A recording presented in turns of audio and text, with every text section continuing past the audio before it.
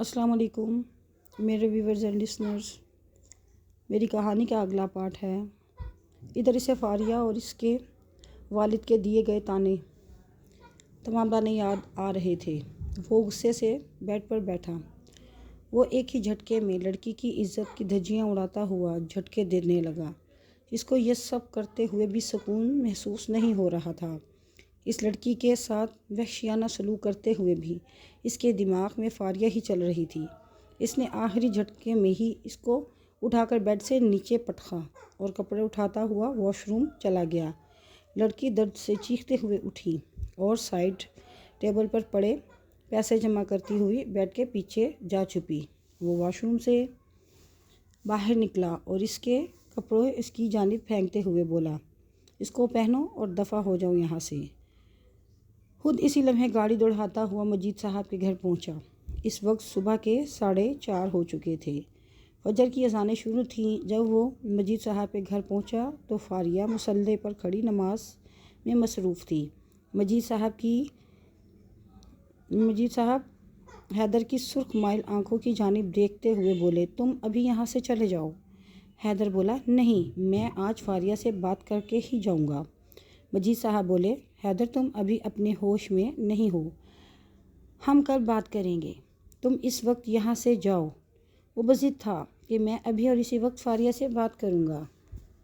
مجید صاحب اس کو بازو سے کھینچتے ہوئے دروازے کی جانب لائے تو پیچھے سے فاریہ نے آواز دی، بابا جان ٹھہریں۔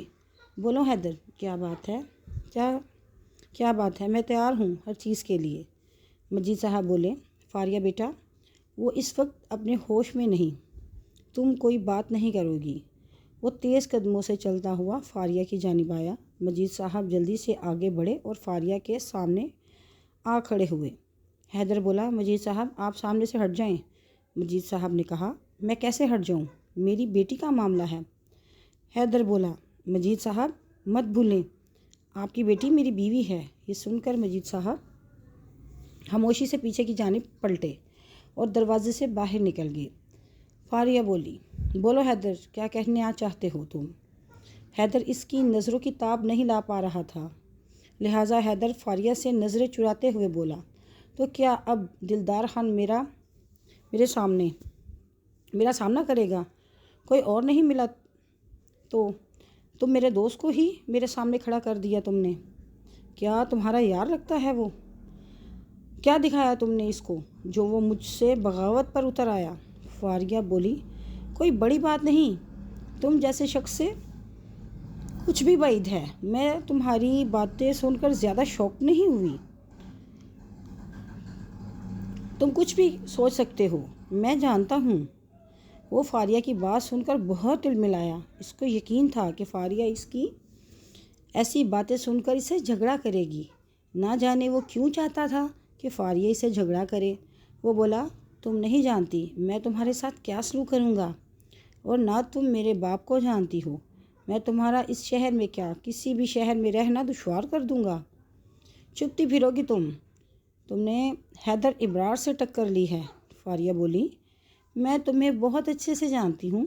حیدر جاؤ، جو ہو سکتا ہے تم باپ بیٹا شوق سے کرو، میں بھی دیکھوں گی کہ تم ایک کمزور باپ بیٹی کا مقابلہ کیسے کرو گے۔ فاریہ نے آگے بڑھتے ہوئے دونوں ہاتھ حیدر کے سینے پر رکھتے اسے پیچھے کو دھکیلتی دروازے تک لائی اور بولی، میں نے اپنے سارے معاملات اللہ پر چھوڑ دیے ہیں۔ حیدر خود کو بہت ہی بے بس محسوس کر رہا تھا۔ اس کا جی چاہ رہا تھا کہ وہ فاریہ کو شوٹ کر دے، مگر پتہ نہیں کیوں وہ اس کی ہر بات برداشت کر رہا تھا۔ وہ باہر نکلتے ہوئے فاریہ کی آنکھوں میں دیکھ رہا تھا۔ فاریہ سے دور جاتے ہوئے اسے یوں لگ رہا تھا جیسے حیدر کے جسم سے کسی نے جان نکال لی ہو۔ فاریہ کی آنکھوں سے گرتے آنسو حیدر کے دل پر گر رہے تھے۔ حیدر لڑکھڑاتا ہوا گھر پہنچا۔ سامنے ابرار حسین صاحب بیٹھے تھے۔ بیٹے کو دیکھ کر بولے، میری جان، آپ کا چہرہ اتنا اترا ہوا کیوں ہے؟ حیدر بولا، کچھ نہیں بابا، بس ایسے ہی۔ ابرار حسین اپنے بیٹے کے چہرے کی پریشانی کو بھانپ چکے تھے۔ ابرار حسین نے فوراً اپنے خاص ورکر جعفر کو کال کی اور بولا، جعفر پتہ کرو حیدر صاحب کی پریشانی کی وجہ کیا ہے؟ مجھے اپنے بیٹے کی پریشانی بالکل بھی برداشت نہیں۔ اسی وجہ کو اٹھا لو جو میرے بیٹے کو پریشان کیے ہوئے ہے۔ جعفر بولا، جی مالک، بس ایک دن کا ٹائم دے مجھے، میں کل ہی آپ کو پوری مکمل رپورٹ دوں گا۔ اگلے دن جعفر نے آفس سے گھر جا کر ابرار حسین کو پوری بات سے آگاہ کیا اور بتایا کہ آپ کے بھائی مجید حسین اور ان کی بیٹی فاریہ اس پریشانی کی سب سے بڑی وجہ ہیں۔ ابرار حسین بولا، تم فوراً اپنے آدمیوں سے کہو اس فاریہ کو جلد سے جلد غائب کرو۔ جعفر بولا، جی مالک، بہتر۔ اگلے دن فاریہ اس کے گھر میں موجود تھی، مگر مجید صاحب کسی کام کے سلسلے میں گھر سے کہیں گئے تھے۔ چند لوگوں نے دروازہ نوک کیا۔ جیسے ہی فاریہ نے دروازہ کھولا تو ان آدمیوں نے فوراً سے فاریہ پر حملہ کیا اور اسے اٹھا کر گاڑی میں ڈال کر نامعلوم جگہ پر لے گئے۔ تھوڑے ہی ٹائم بعد مجید صاحب گھر پہنچے تو بیٹی کو گھر میں نہ پا کر بہت پریشان ہوئے اور سیدھا تھانے کی طرف بھاگے۔ تھانے پہنچتے ہی اس نے دلدار خان کو بتایا کہ فاریہ کو گھر سے کسی نے کہیں لے جایا گیا ہے۔ مجید صاحب نے تھانے سے سیدھا حیدر کے آفس پہنچے۔ دھڑام سے دروازہ کھولتے ہوئے روم میں گئے جہاں حیدر کچھ پریشان سا بیٹھا تھا۔ مجید صاحب بولے، میں نے آج سے پہلے کبھی بھی نہ تو تم سا اور نہ تمہارے باپ سا کوئی بھی دشمنی کا ارادہ کیا ہے، مگر اب تم نے میری عزت پر ہاتھ ڈالا کر اچھا نہیں کیا۔ تم نے مجھے مجبور کر دیا ہے کہ میں تم جیسا بن جاؤں۔ حیدر کو یہ بات سمجھ میں نہیں آ رہی تھی کہ مجید صاحب ایسا کیوں بول رہے ہیں۔ وہ آگے بڑھا اور سیٹ پر بیٹھے حیدر کا گریبان پکڑتے ہوئے اسے سیٹ سے اٹھایا اور بولا، مجھے شرافت سے بتا دو کہ میری بیٹی کہاں ہے اور تم نے اس کے ساتھ کیا کیا ہے۔ حیدر، میری بات کان کھول کر سن لو، اگر میری بیٹی کو آنچ بھی آئی تو میں تمہیں زندہ نہیں چھوڑوں گا۔ میری اس دنیا میں کل کائنات میری بیٹی ہے، اس سے کوئی ضرر لگے یہ میں برداشت نہیں کر سکتا۔ حیدر کی تو عقل ہی دنگ رہ گئی یہ بات سن کر۔ وہ ہڑبڑا سا گیا اور بولا، مجید صاحب، فاریہ کو کیا ہوا ہے؟ کدھر ہے وہ؟ مجید صاحب بولے، یہ تو تم بتاؤ گے کہ فاریہ کدھر ہے اور اس کے ساتھ کیا ہوا۔ میرے سامنے بننے کی کوشش مت کرو، تم ہی جانتے ہو۔ حیدر بولا، آپ میرا یقین کیجئے، میں نہیں جانتا کہ فاریہ کدھر ہے۔ مجید صاحب کی پریشانی میں اور اضافہ ہو گیا اور وہ بولے، اب گھر چلیں، میں دیکھتا ہوں وہ کدھر ہے۔ مجید صاحب بولے، ابھی میں زندہ ہوں، تمہیں اس کے لیے پریشان ہونے کی ضرورت نہیں۔ اگر وہ تمہاری قید میں نہیں تو پھر وہ یقیناً جہاں بھی ہوگی محفوظ ہی ہوگی۔ حیدر جلدی سے گاڑی دوڑاتا ہوا سیدھا دلدار خان کے پاس پہنچا اور اس کے گریبان پکڑتا ہوا اپنے سامنے کھڑا کیا اور بولا، دلدار، فاریہ کدھر ہے؟ مجھے بتا دو کہ تم نے فاریہ کو کہاں غائب کیا ہے۔ دلدار خان بولا، یہ تم مجھ سے پوچھ رہے ہو؟ مجھے یقین ہے کہ اس کو تم نے ہی غائب کیا ہے۔ حیدر بولا، مجھے اسے غائب کرنے کی ضرورت کیا ہے؟ وہ تو پہلے سے ہی میرے نکاح میں ہے، میری بیوی۔ دلدار کو حیدر کے منہ سے یہ بات سن کر بہت برا لگا۔ حیدر بولا، دلدار، میں اسے ڈھونڈ تو پتال سے بھی لوں گا، اگر مجھے پتہ چل گیا کہ اس میں تمہارا 1% بھی کوئی ہاتھ ہے تو تم جان سے جاؤ گے۔ دلدار نے حیدر کے دونوں ہاتھ جھٹکتے ہوئے اپنے گریبان کو سیدھا کیا اور بولا، یہ حرکتیں ہم پٹھانوں کو زیب نہیں دیتی، یہ تم جیسے کم ظرف لوگوں کے کام ہیں۔ ہم بہن بیٹیوں کی عزت کرنے والے لوگ ہیں، نہ کہ تم جیسے لوگ جو لوگوں کی بہن بیٹیوں کو اپنے بستروں میں ذلیل کرنے والے۔ دلدار خان کی باتوں نے حیدر کو جھنجھوڑ کر رکھ دیا تھا۔ اب دلدار خان کو بھی یقین ہو چلا تھا کہ حیدر نے بھی اسے اغوا نہیں کیا۔ اب دونوں کی پریشانی یکساں تھی، دونوں اپنے اپنے طور پر اسے ڈھونڈنے کی پوری جدوجہد کر رہے تھے، مگر کوئی نتیجہ نہیں نکلا تھا۔ حیدر کی جان لگا کر فاریہ کو ڈھونڈنے کی آخری حد تک انتھک کر رہا تھا۔ وہ دوبارہ دلدار خان کے پاس آیا اور بولا، تمہیں جو چاہیے میں سب دینے کو تیار ہوں، بس مجھے فاریہ واپس دے دو۔ دلدار خان بولا، تم کس قدر گھٹیا انسان ہو، آج بھی سودا کرنے ہی آئے ہو۔ میں نے تمہیں پہلے بھی کہا تھا، میں آج بھی کہتا ہوں کہ فاریہ میرے پاس نہیں۔ حیدر کسی صورت بھی اپنے والد سے بات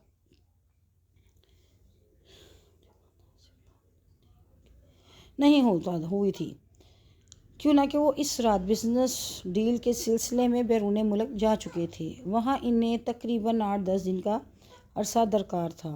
ادھر حیدر اور دلدار خان پوری جان لگا کر فاریہ کو ڈھونڈ رہے تھے، مگر دونوں کے ہاتھ ہی کچھ نہ لگا تھا۔ مجید صاحب بیچارے تھانے کے چکر کاٹ کاٹ کر تھک چکے تھے۔ فاریہ کی ماں بھی حیدرآباد پہنچ چکی تھی، مگر بیٹی کا کوئی اتا پتہ معلوم نہیں تھا۔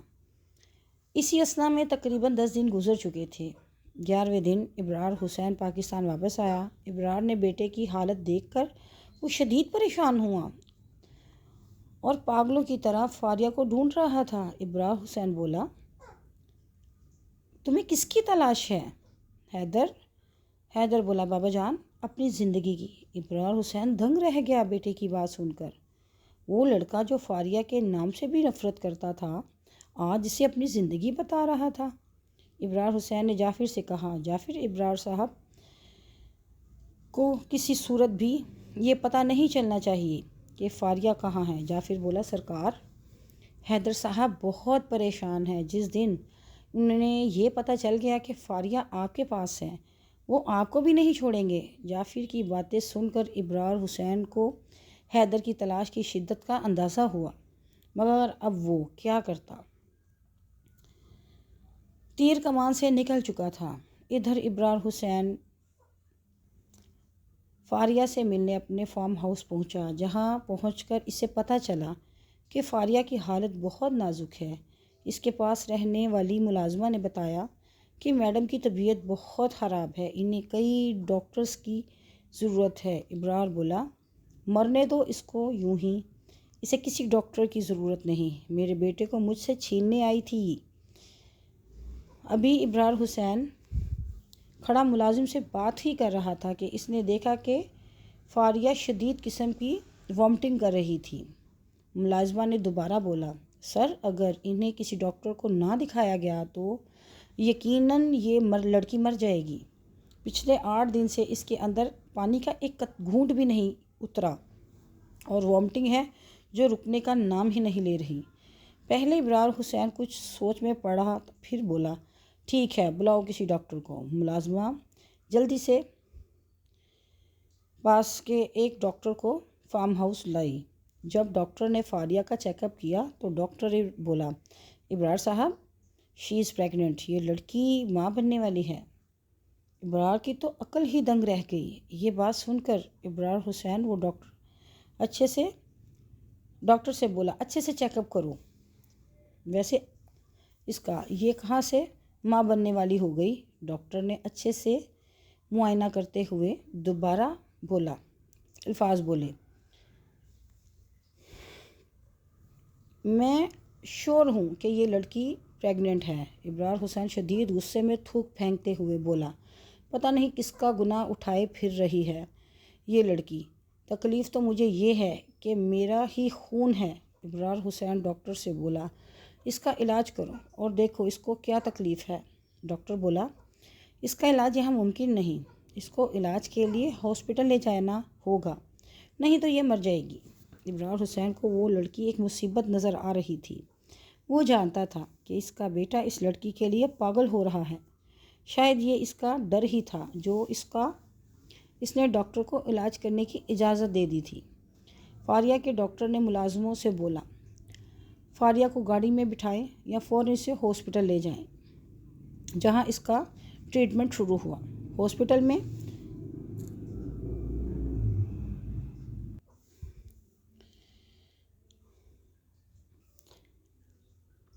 میں پولیس کی نفی موجود تھی۔ ایک کانسٹیبل جس نے فاریہ کی تھانے میں تصویر دیکھ رکھی تھی، اس نے اسے ہاسپٹل میں فوراً پہچان لیا اور سیدھا فون دلاور خان کو کیا دلدار خان کو کیا بولی سر یہ لڑکی جس کی آپ کو تلاش ہے وہ ہاسپٹل میں ایک پرائیویٹ روم میں ایڈمٹ ہے۔ دلدار خان بولا تم وہیں رہو، اس کو کہیں جانے مت دینا، میں بس 10 منٹ میں ہی ہاسپٹل پہنچ رہا ہوں۔ دلدار خان نے مجید حسین کو کال کی اور بتایا کہ آپ کی بیٹی کا پتہ چل چکا ہے، آپ فوراً ہاسپٹل پہنچے۔ مجید حسین فوراً اپنی بیٹی کو ملنے سیدھا ہاسپٹل پہنچا، جہاں فاریہ بہت ہی بری حالت میں ICU میں ایڈمٹ تھی۔ بیٹی کی حالت دیکھ کر مجید حسین بوکھلا اٹھا۔ وہ مٹھیاں بھیجتے ہوئے بولا بیگم تم فاریہ کے پاس رہو، میں آتا ہوں۔ اور وہ سیدھا حیدر کے پاس پہنچا، اس کا گریبان پکڑتے ہوئے بولا میں نے تمہیں کہا تھا کہ اگر میری بیٹی کو اذى بھی پہنچی تو میں تمہیں چھوڑوں گا نہیں، وہی ہوا نا جس کا ڈر تھا۔ حیدر کی جان لبوں پر آ گئی تھی، وہ گھبرا کر بولا کیا ہوا ہے فاریہ کو؟ مجید صاحب بولے اب اتنا معصوم بننے کی کوشش مت کرو، تمہاری حرکت سب کے سامنے آ چکی ہے، اب تمہیں قانون سے کوئی نہیں بچا سکے گا، یہ میرا تم سے وعدہ ہے۔ یہ کہتے ہوئے مجید صاحب حیدر کے روم سے باہر نکل گئے۔ حیدر مجید صاحب کے پیچھے بھاگا اور سیدھا ہاسپٹل پہنچا، جہاں پر فاریہ کو ایسے میں دیکھ کر وہ حیران رہ گیا۔ وہ بولا دلدار فاریہ کی حالت کس نے کی ہے؟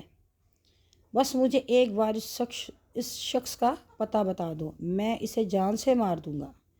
دلدار بولا اچھا تو تم اس سے جان سے مار دو گے، تو جاؤ پھر جا کر اپنے باپ کو جان سے مار دو۔ حیدر کے ہاتھوں کی گرفت اپنے باپ کا نام سن کر لوز ہوئی۔ وہ حیران رہ گیا کہ فاریہ ابرار حسین کے پاس تھی۔ وہ شرمسار ہوتا ہوا واپس مڑا اور سیدھا اپنے باپ کے پاس پہنچا۔ بولا بابا آپ نے مجھ سے میری زندگی چھیننے کی کوشش کی۔ ابرار حسین بولا کیا پاگل والی بات کر رہے ہو تم؟ حیدر حسین ہو تم، ایک لڑکی کے لیے تم اپنے باپ سے سوال جواب کرو گے؟ حیدر بولا وہ لڑکی اور کوئی نہیں، آپ کے سگے بھائی کی بیٹی ہے اور اب میری بیوی بھی۔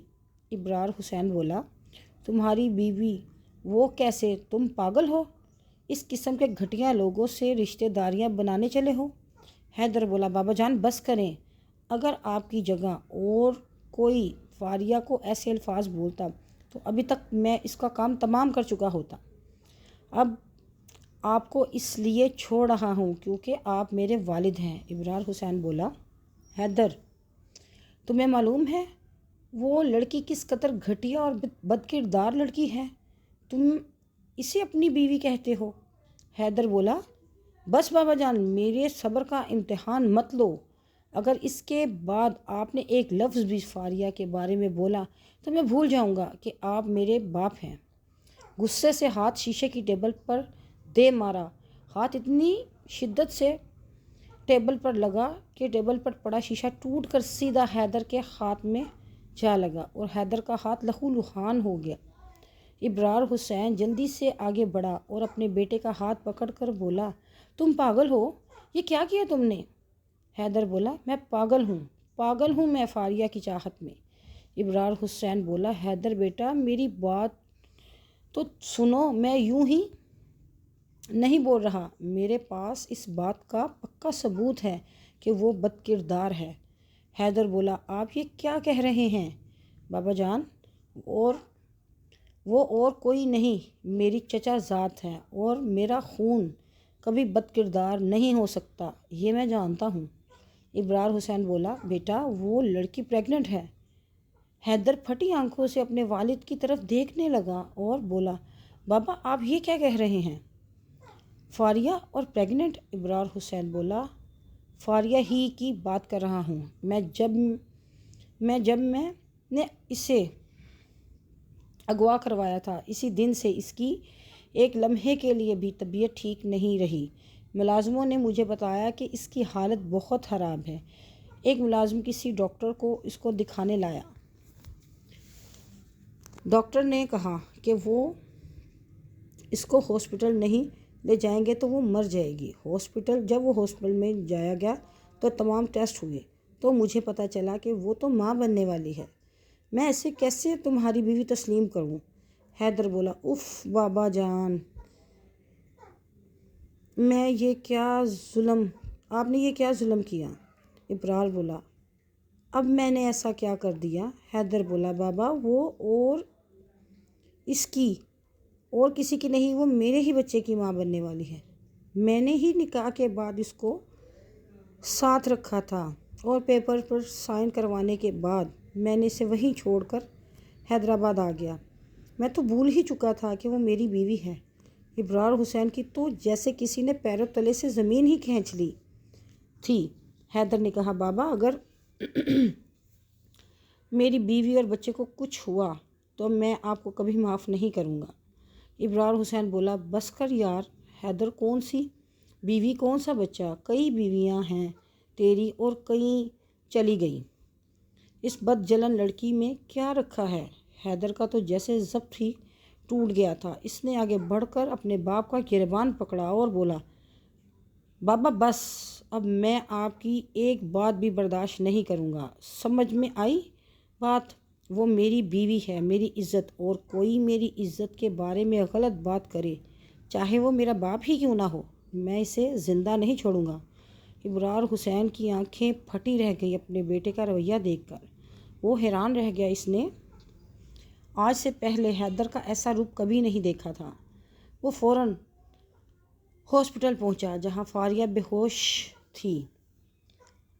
وہ فاریہ کے پاس مجید حسین کھڑے تھے۔ مجید حسین نے حیدر کو دیکھا تو فوراً اس کے پاس آ کھڑے ہوئے اور بولے، حیدر، میں تمہارے پاؤں پڑتا ہوں، خدا کے لیے تم میری بیٹی کو طلاق دے دو۔ میں اس لڑائی کو ابھی اور اسی وقت ختم کرتا ہوں۔ مجھے نہ تو تم سے اور نہ تمہارے باپ سے کچھ نہیں چاہیے، بس ہمیں یہاں سے جانے دو۔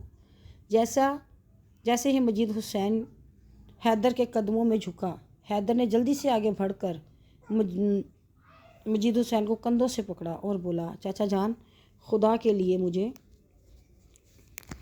معاف کر دیں، میں آپ کا مجرم ہوں، مگر میرا خدا گواہ ہے کہ میں نے فاریہ کو کڈنیپ نہیں کروایا تھا۔ جو بھی ہوا وہ ایک بہت بڑی غلط فہمی کے تحت ہوا۔ پلیز آپ مجھے معاف کر دیں۔ جو آپ کا حق ہے وہ اب آپ سے کوئی نہیں چھین سکتا، چاہے میرا باپ ہی کیوں نہ ہو۔ سامنے آپ کو آپ کا حق مل کر رہے گا۔ یہ بولتے ہوئے حیدر نے مجید صاحب کو سینے سے لگایا اور گڑ گڑا کر اس سے معافی مانگی۔ ابھی وہ بات کر ہی رہے تھے کہ سامنے سے ابرار حسین روم میں داخل ہوا۔ بیٹے اور بھائی کو دیکھ کر ان کی آنکھوں میں آنسو آ گئے۔ ابرار حسین نے آگے بڑھ کر مجید حسین کو گلے سے لگایا اور بولا، بھائی، میں اس قابل تو نہیں کہ تم سے معافی مانگ سکوں، مگر میں جانتا ہوں تیرا ظرف بہت بڑا ہے۔ خدا کے لیے مجھے معاف کر دے، میں اپنی بہو اور پوتے کو ساتھ لے کر جاؤں گا۔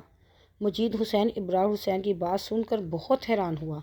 مجید حسین بولا، بھائی آپ یہ کیا بول رہے ہیں؟ میں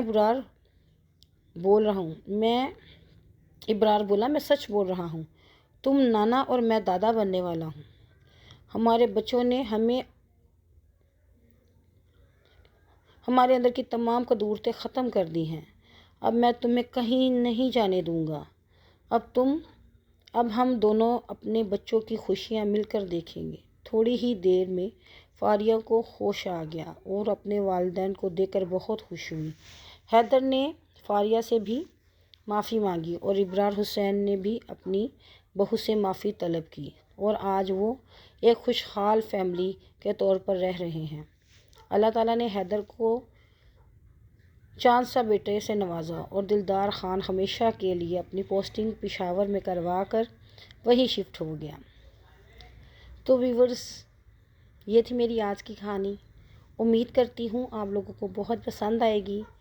اگر آپ لوگوں کو پسند آئے تو آپ سب سے ریکویسٹ ہے کہ ایک چھوٹا سا کامنٹ ضرور کیجیے گا میری حوصلہ افزائی کے لیے۔ اللہ تعالیٰ آپ سب کو اپنے حفظ و ایمان میں رکھے اور مجھے فالو کرنا مت بھولیے گا۔ اللہ حافظ۔